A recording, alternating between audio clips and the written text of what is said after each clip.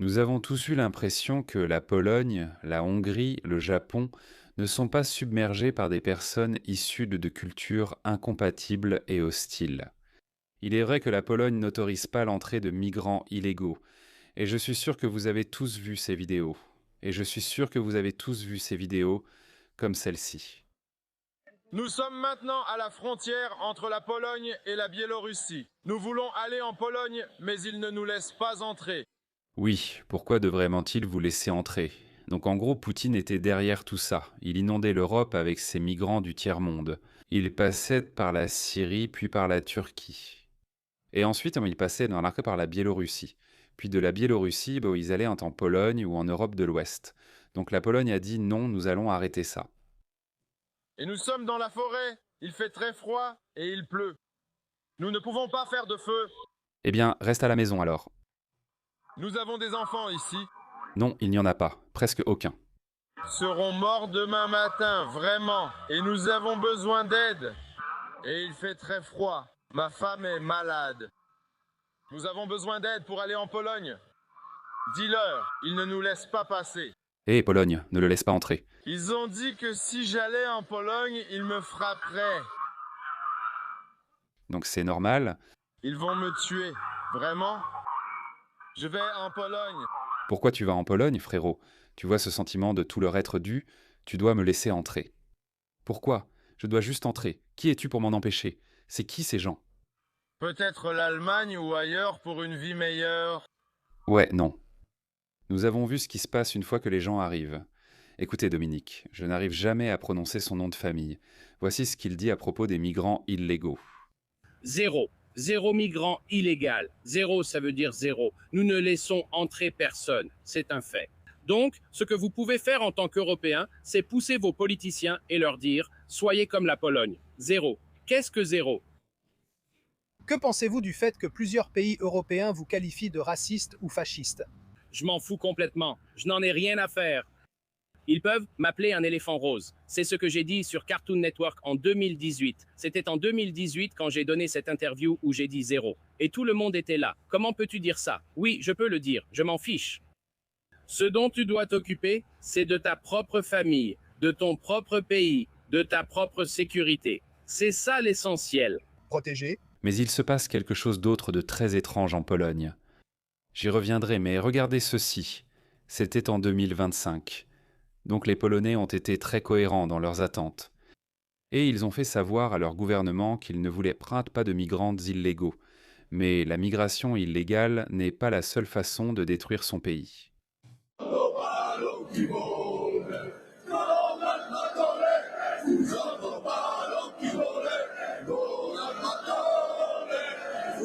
On a vu de nombreuses vidéos où des gens refusent dans la migration de masse. Tu entends à quel point ces putains de...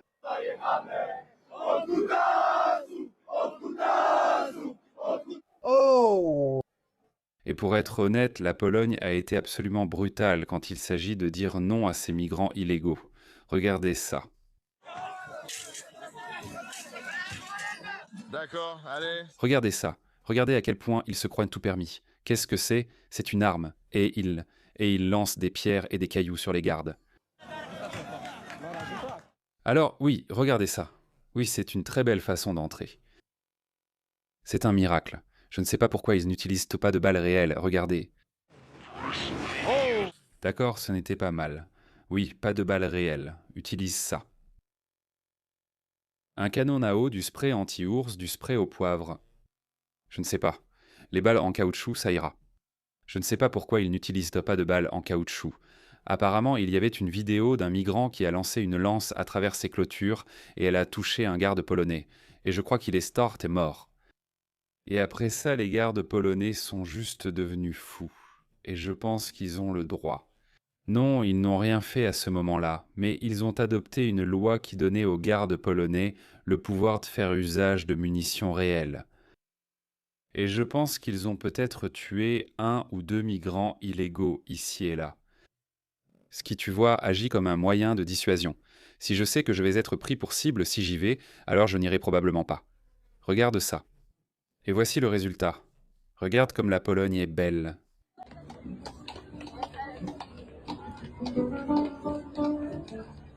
Je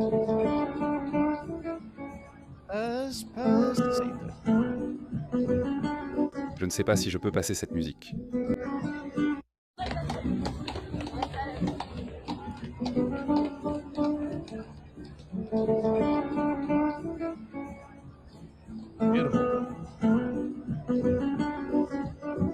Une si belle chanson. Maintenant, à titre de comparaison, regardez ça. J'ai filmé cette vidéo hier et réalisé un comparatif côte à côte de Bruxelles, car je suis sûr que vous vous souvenez d'il y a quelques jours. Il y a eu d'énormes émeutes à Bruxelles. Donc voici Bruxelles en 2005, regardez ça. Et voici Bruxelles aujourd'hui. Regardez ça, ça vient juste d'arriver. Vous savez, pour que des pays déclinent autant, il faut des générations, ou au moins, vous savez, 40, 50 ans. Mais regardez, cela s'est produit en 20 ans, voire même en 10 ans à peine. J'aurais dû chercher une vidéo de 2015. Je pense que ça aurait encore été correct. Je sais que certains disaient que la période idéale était dans les années 80 ou les années 90. Mais regardez ça, regardez la comparaison. Et ce ne sont même pas les pires images de Bruxelles. Il y en avait beaucoup plus, évidemment. J'en ai montré quelques-unes. Voilà le résultat. Mais comme je l'ai dit, ce n'est pas seulement la migration illégale qui fait ça à votre pays. Oui, la migration illégale est le moyen le plus simple de détruire votre pays. Je viens de tomber sur cette vidéo de Visegrad, et il présente une image complètement différente parce qu'il dit que la Pologne change aussi. Et nous avons vu comment le Japon change. Le nouveau Premier ministre japonais, Takashi. Au début, je pensais que je l'aimais bien, mais maintenant on voit tellement d'activistes sortir du Japon qui attisent la division. Et pourquoi attisent-ils la division? Parce que les gens réagissent. Il est normal que les gens soient en colère en voyant leur pays changer.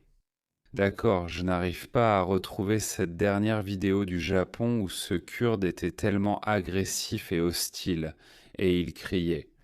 Il criait au visage de ce Japonais, l'accusant de quelque chose. Évidemment, il criait en japonais, donc je ne comprends pas. Mais les gens le regarderont simplement, parce que les Japonais ne sont pas connus pour ça. Ce n'est pas normal pour eux. C'est pourquoi je dis qu'ils veulent que nous acceptions cela comme la nouvelle norme. C'est ce que répète Anthony Albanese, Premier ministre australien. L'Australie ne sera plus ainsi. D'accord. Si vous pensez que vous êtes l'Australie des années 50 ou 60, oubliez ça. Ça n'arrivera pas. On ne dit pas de revenir aux années 50 ou 60, mais ne faites pas ça. Ne faites pas ça. Regardez ça. Cela vient d'arriver à Burnley, juste après l'affaire de l'Écossais. Oui, l'Écossais en Irlande du Nord a failli être décapité par un migrant soudanais 2 jours après. Regardez. C'est une fille de 17 ans à Burnley, je crois. C'est Burnley, en Angleterre. Et ce migrant sorti de nulle part arrive soudainement. Elle évite son regard sans rien dire ni provoquer. Il s'approche calmement et la poignarde au cou. Ils veulent que nous acceptions cela comme la nouvelle norme. Regardez ça, elle s'enfuit. Je suis choqué, je ne sais pas, j'espère qu'il... Je ne sais pas ce qui lui est arrivé, honnêtement. Ça vient juste de se passer pendant que je filme. Cette vidéo a été divulguée il y a à peine 12 heures. Elle a été vue par 2 millions de personnes sur cette chaîne, 6 millions sur la chaîne de Tommy Robinson, et qui sait combien d'autres personnes l'ont publiée. Donc des millions de personnes regardent ça et nos dirigeants veulent que nous l'acceptions simplement. Et je pense que quelque chose de similaire se passe aussi en Pologne. Oui, la Pologne gère peut-être bien la migration illégale. Le Japon gère peut-être bien la migration illégale. Mais qu'en est-il de la migration légale? Écoutez Visegrad. La Pologne a la réputation en ligne d'être l'un des derniers pays à majorité polonaise, mais cela change rapidement. Ces dernières années, des centaines de milliers de visas de travail ont été délivrés chaque année, favorisant une migration massive de régions culturellement et ethniquement très différentes de la Pologne. Ainsi, Suresh a accueilli des millions d'Ukrainiens, des travailleurs et des réfugiés, des travailleurs qui sont venus. Beaucoup de gens disent « Vous laissez entrer des réfugiés d'Ukraine ». Mais vous avez un problème avec le fait de laisser entrer des personnes de Syrie ou d'Irak. Oui, bien sûr que nous avons un problème avec ça. Les Ukrainiens sont des Occidentaux. Les Ukrainiens sont bien plus proches de la civilisation occidentale que les Syriens, les Libyens ou d'autres du monde islamique. Nous ne devrions pas le cacher. Ce n'est pas une question de race. C'est une question de civilisation fondée sur les pratiques et la compatibilité culturelle. Ensuite, ils invoquent votre humanité en demandant « Où est notre humanité commune ?» L'humanité commune est une colle faible lorsque l'incompatibilité culturelle nous tire dans des directions opposées. Donc cela ne peut pas fonctionner. L'humanité commune ne fonctionne pas. Ces idéaux élevés ne fonctionnent pas quand nos filles, nos enfants se font violer, des hommes poignardés, des personnes âgées, maltraitées, tout cela au quotidien, les gars. Regardez, je viens de faire une vidéo. Au cours des 10 derniers jours, nous avons eu 6 incidents liés aux migrants en Europe de l'Ouest. 3 au Royaume-Uni, 1 en France, 1 en Allemagne, à ma connaissance. D'accord, il pourrait y en avoir beaucoup plus. Nous n'en aurions rien su, la vidéo que je viens de vous montrer, parce qu'elle a été divulguée par quelqu'un du service de police ou du service de vidéosurveillance. Quelqu'un l'a divulguée. Nous ne savions pas pour Henri Noack. Nous ne savions pas pour cela. Il n'y a rien de mal à accueillir des Ukrainiens. En Australie, je dis souvent que nous devrions ouvrir si nous voulons de la migration. La Suède et l'Angleterre sombrent. La France et l'Allemagne sombrent. Nous devons affirmer que les Français, Allemands, Britanniques et Suédois de souche sont les bienvenus. Je le dirai totalement. Ce n'est pas du racisme, mais du culturalisme. On ne peut pas dire le contraire. Nous n'avons pas à nous sentir coupables de cela. Entre 2014 et 2022, puis à partir de 2022, un grand nombre de réfugiés sont arrivés après l'invasion russe à grande échelle de l'Ukraine. Durant cette période, des centaines de milliers de visas de travail ont aussi été délivrés à des personnes du Tadjikistan et de l'Ouzbékistan. 8000 Pakistanais, je peux vous dire qu'ils ne vont pas vous enrichir comme vous le pensez. Eh bien, en fait, ça dépend. Oui, écoutez, non, ça ne dépend pas. Tous. Ils sont la première génération, même s'ils sont vraiment instruits, parce qu'il y en a beaucoup qui sont instruits et qui partent à l'étranger. Mais leurs enfants, les deuxième et troisième générations, seront en colère, auront des griefs et diront « Vous, les Blancs, nous détestiez, étiez racistes ». Puis ils exigeront l'équité, affirmant que vous avez une richesse générationnelle, un avantage injuste. Ça ne fonctionne pas ainsi. Le multiculturalisme ne fonctionne pas à moins que vous ne mettiez une condition selon laquelle vous ne pourrez pas pratiquer votre religion, l'islam. Nous n'allons pas vous donner de viande halal. Mettez des conditions vraiment strictes pour les migrants qui arrivent. Forcez-les à s'intégrer. La première génération aura peut-être du mal à s'intégrer, car les habitudes persistent, mais leurs enfants y seront contraints. Enseignez-leur uniquement l'histoire polonaise ou l'histoire européenne du point de vue européen. Nous ne sommes pas intéressés par vos griefs coloniaux, ni par votre histoire islamique, ni par votre glorieux passé islamique. Nous ne sommes pas attachés au monde musulman. Restez là-bas si vous êtes un musulman aussi fier, c'est pareil. C'est ce que vous devez faire, les gars, je m'en fiche. Indonésie, Turquie, ce n'est rien de personnel. Estonie, Sri Lanka, Bangladesh et maintenant certains pays africains. Ainsi, le tissu ethnique de la Pologne change rapidement en peu de temps. Je pense qu'il vaut mieux dire tissu culturel, car quand on dit ethnique, ça devient raciste. On accepte les Ukrainiens qui pourraient être, je ne sais pas s'ils sont ethniquement différents des Polonais ou non. Mais qu'en est-il ? Et si tu utilises de cet argument ethnique, alors ça justifierait ces gens en Grande-Bretagne qui protestaient contre la présence de la Pologne, ce qui a évidemment complètement échoué parce que c'était basé sur une idée stupide de l'ethnicité. Pulse Grande-Bretagne, préférerais-tu avoir des Polonais ou ces Soudanais, Pakistanais, Syriens et Albanais, et qui préférerais-tu avoir ? Donc il ne s'est jamais agi de l'ethnicité. Cela a toujours concerné les pratiques culturelles. Les Polonais sont des gens travailleurs, chrétiens. Ils sont familiers avec les valeurs occidentales. Oui, ils sont à l'Est. Ils font partie de l'Europe de l'Est, de cet empire ou de ce continent. Mais ils étaient acceptables. Leurs enfants de deuxième et troisième génération, les Polonais, on peut à peine faire la différence. En seulement quelques années, et les Polonais sont, de façon compréhensible, frustrés et irrités. La migration de masse a déjà causé 2 meurtres connus. À Toruń, Claudia, âgée de 19 ans, a été violemment agressée sexuellement puis poignardée à plusieurs reprises par un meurtrier qui voulait lui crever les yeux pour qu'elle ne puisse pas le reconnaître. Elle est décédée 2 semaines plus tard à l'hôpital dans une agonie absolue. Mon Dieu, mon Dieu. Les gars, je ne sais pas. En fait, je ne sais pas si c'est parce que je rapporte tout ça. J'étais censé démystifier l'islam. J'étais censé vous parler des méfaits de l'islam ou de l'islamisme. Mais il y a un problème parallèle qui ronge la civilisation occidentale de l'intérieur. Mais je vois de plus en plus ce genre d'attaque horrible contre des passants totalement innocents. Je veux dire, elle ne méritait vraiment pas ça. Mais si ce n'était pas elle, ça serait arrivé à quelqu'un d'autre, à une autre femme. Je Je ne m'y habitue pas. Désolé, je ne sais pas pour toi, mais moi, je ne m'y habitue pas. Ça me bouleverse de plus en plus, et ça me motive encore plus à continuer d'en parler et à dire aux gens de ne pas accepter ça comme la nouvelle norme. Ensuite, un Polonais de 41 ans a été poignardé par un migrant colombien dans la ville de Novi. Et nous avons déjà vu 2 meurtres. Nous avons constaté une forte augmentation du nombre de viols. Cela s'est produit principalement dans des Uber. Des viols. Et est-ce que c'était un chauffeur de taxi géorgien? Politica, le journal de référence polonais, a documenté plusieurs centaines de cas où des chauffeurs Uber, principalement géorgiens, ont violé ou agressé sexuellement des femmes polonaises. Et puis, évidemment, nous avons le problème qu'un afflux important de travailleurs à bas salaire et peu qualifiés affecte de manière disproportionnée les personnes les plus défavorisées de la société. Que signifie cela? De nombreux travailleurs impactent surtout les moins qualifiés et à bas salaire en Pologne qui peinent déjà à s'en sortir. Les remplacer par un grand nombre de nouveaux arrivants qui sont prêts à travailler pour encore moins parce qu'ils sont ici uniquement pour gagner de l'argent et ensuite renvoyer de l'argent au pays. Et on se retrouve avec une classe ouvrière mécontente. Ironiquement, lorsque nous étions à la contre-manifestation menée par des personnes qui se disent antiracistes, antifascistes et ouvertement favorables à l'ouverture des frontières. Oui, vous avez ces cinglés partout, les gars. Je me disais, oui, regardez, on célèbre le fait que la Pologne, la Hongrie, le Japon et la Corée du Sud, ces pays aiment tellement leur identité culturelle et historique qu'ils ne sont pas prêts à faire de compromis là-dessus. Mais attendez une seconde. Ils font partie du monde occidental libre. Pas forcément occidentaux parce que le Japon et la Corée du Sud sont des pays de l'Est, mais ils font partie du monde libre où il y a des démocraties.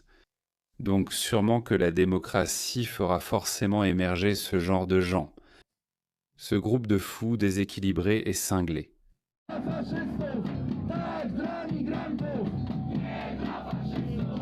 Nous voici à la manifestation antifasciste. Je ne sais pas pourquoi, mais ils sont toujours... Pourquoi est-ce qu'ils se ressemblent, sont tous toujours? Regardez ça. Regardez avec quoi on doit composer, les gars. Regardez ça. Je suis...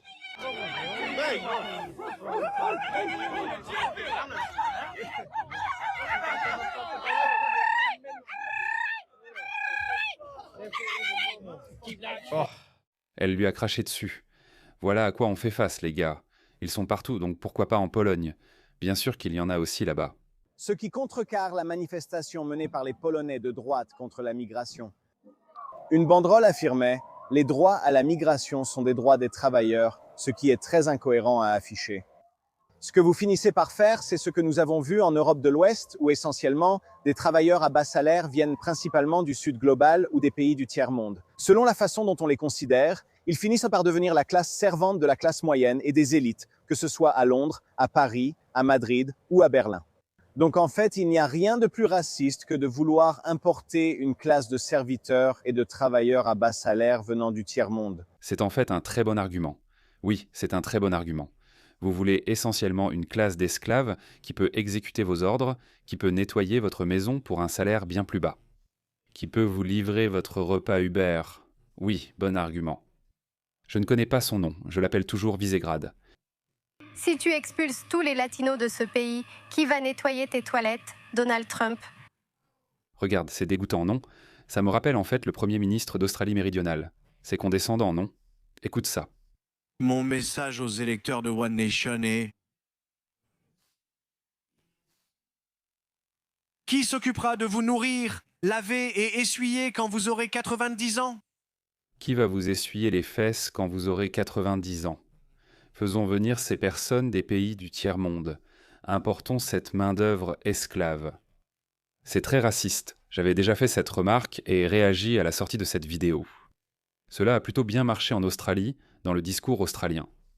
Et j'ai popularisé cette idée que c'est très raciste. Même si c'était un commentaire un peu ironique, parce que, vous savez, ces gars-là sont très forts pour vous manipuler, faire étalage de leurs vertus et vous traiter de tous les noms. Mais bon, j'ai juste, vous savez, utilisé leurs propres arguments contre eux. Et bonjour, c'est « ils se ressemblent tous ».